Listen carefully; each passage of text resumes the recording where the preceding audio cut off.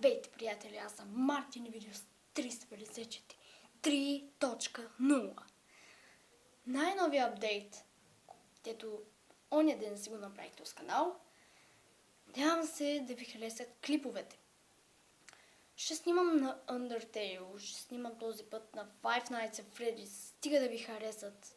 Ще направя анимации, защото имам компютър. И правя анимации. И също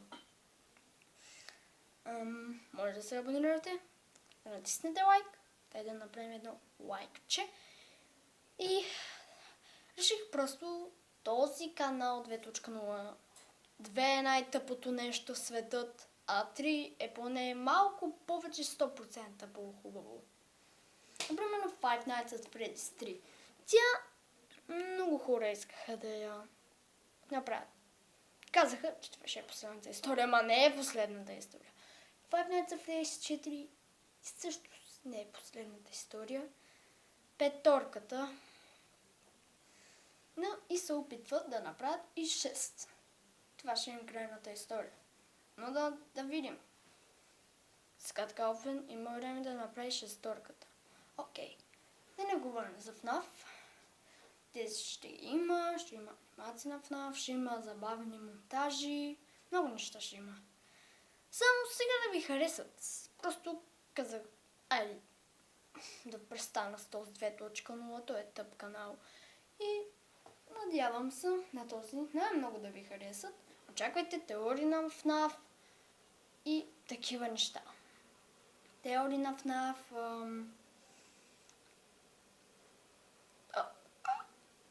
Също ще разговарям кое е онова уше, дето там го виждате в FNAF 2 и там после има много теории за казване.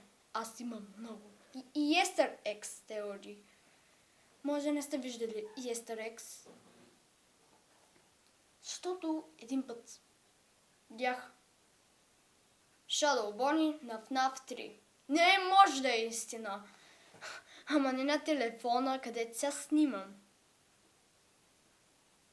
А на таблет.